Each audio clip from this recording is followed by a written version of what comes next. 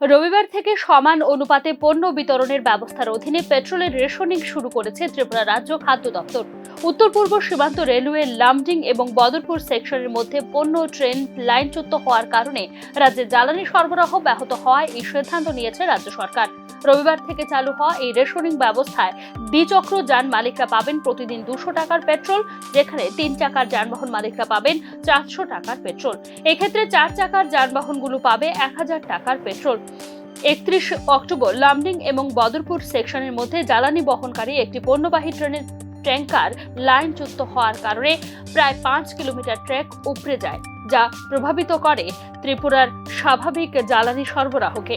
তবে জ্বালানি পরিবহন বন্ধ থাকলেও এই রুটে বন্ধ নেই পরিষেবা। রেলপথ বন্ধ থাকার কারণে বর্তমানে আসামের গৌহাটি, বেতকুচি, লামডিং ও শিলচর ডিপো থেকে সড়কপথে ট্যাঙ্কার ট্রাকের মাধ্যমে রাজ্যে পেট্রোল ও ডিজেল আমদানি করছে ইন্ডিয়ান অয়েল কর্পোরেশন। 13 নভেম্বরের পর থেকে রেলপথে পেট্রোল আমদানি সম্ভব হবে বলে আশা করেছে IOCL কর্তৃপক্ষ। বর্তমানে ধর্মনগরের ইন্ডিয়ান অয়েল কর্পোরেশন লিমিটেডের ডিপো সহ রাজ্যের বিভিন্ন মহকুমার পেট্রোল পাম্পগুলিতে পেট্রোলের মজুতের পরিমাণ কম থাকায় সাময়িক সময়ের জন্য চালু করা হয়েছে এই রেশনিং ব্যবস্থা।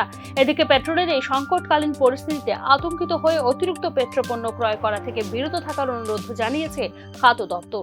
Bureau report, news now.